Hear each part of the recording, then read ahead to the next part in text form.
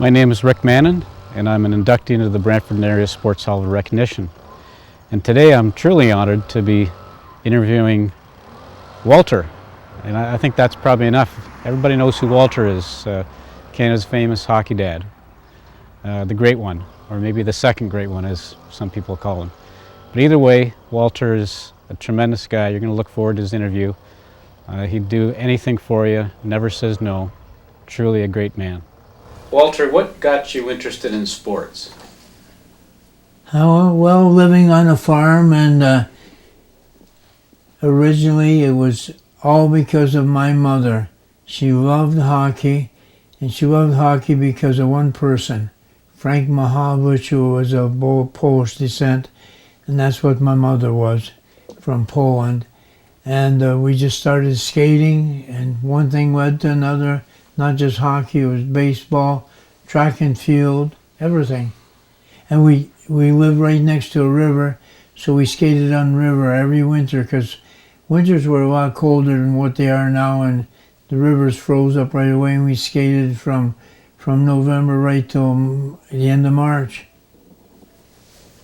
Do you have any mentors in your life that had an impact on your life or in sports? Just the professional hockey players in sports like Gordie Howe, Frank Mahavich, people like that we would always hear on the radio and or television. Don't forget, at one time we didn't have television. When I was a little boy growing up, you just listened to the radio or read the newspaper and saw the pictures of them. And so that's how you got interested in a lot of sports, through them. Okay. How has your involvement in sports impacted your life? Well, sports has changed our life totally. Look at what Wayne has, look what our family has, and it's only because of sports, not because I worked for 36 years at Bell Canada, but that certainly helped. But it's because of Wayne's in sports and his brothers and his sister. That's why we have what we have today. It was strictly sports. Great. What does it mean for you to be inducted into the Sports Hall of Recognition in Brantford? Well, right off the bat, I think of my mother. If she were standing here and she heard that being inducted in Sports Hall of Recognition, she's standing there and like the old Europeans always did, oh yeah, and she'd start just start sobbing. Because where she was from, it was a totally different nationality, the way they lived. Because if you were a commoner, you were nobody. And here we don't have such a thing as a commoner in Canada. We're all special, we're all equal. And it was hard for my mother and father to ever accept that. It was totally different for them, and that's why it was such a wonderful thing. She'd start crying out of happiness. Okay.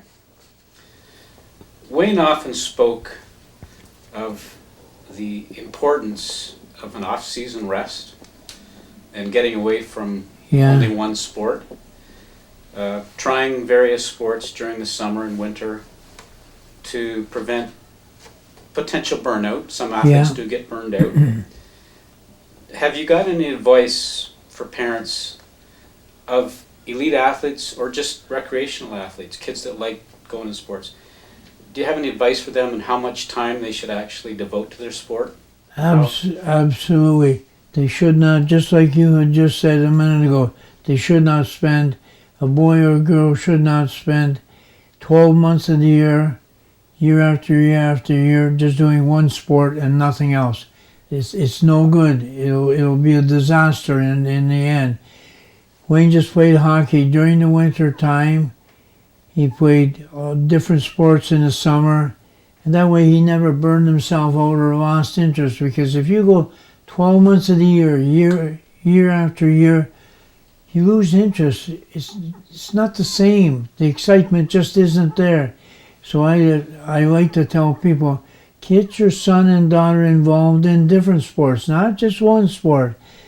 And I also tell them, make sure that you teach them as young kids, go to bed early the night before, always have breakfast in the morning, and don't run around all day long.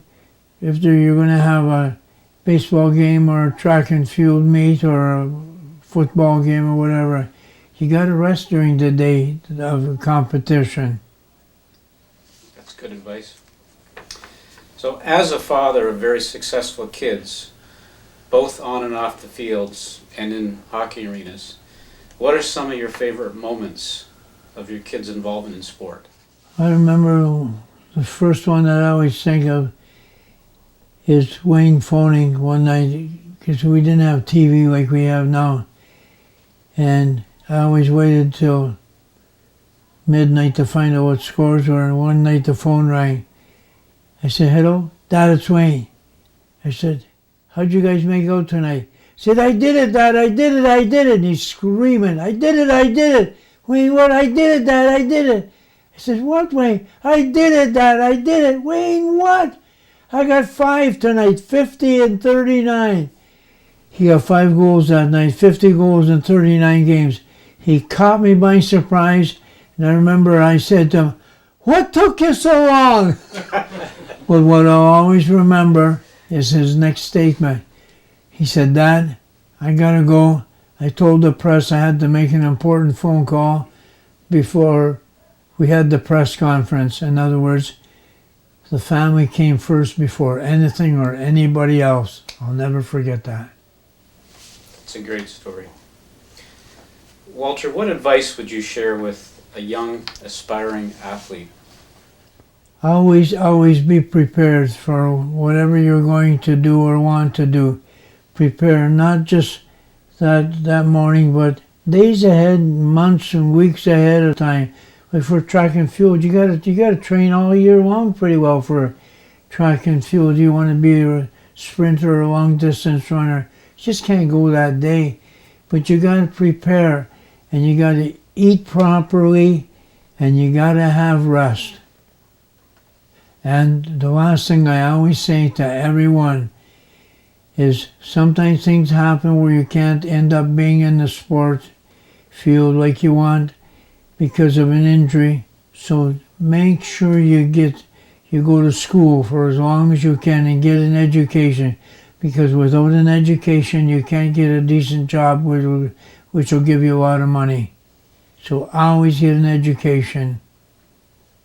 So Walter, when you were awarded the Order of Canada, what was that like? Wow. You sit there and you watch them going up one at a time. You go up there one at a time. It was with the Governor General, and she's putting the medal on me. And I said, my parents, if they were alive, they wouldn't believe this, because this wouldn't happen to a commoner where they were from. I think she's from Haiti or Hawaii, somewhere there. She says, I know exactly what you're talking about. I never had a pair of shoes till I was 7 years old. And if we wanted to have breakfast before we went to school, we had to go down to the water to catch some fish. She had tears in my eyes. You should have heard her. I just don't cry anything about it right now. She was so sincere about Michelle Good, I can't see her last name, our Governor General, and she put it on me. I'll never forget that. I always remember that. Is there anything you'd like to say, Walter? You could maybe mention. I'd just like to tell the mothers and fathers, they're so lucky to have children who are healthy, and never ever forget that, and always be thankful for that, and help them as much as you can. Thank you.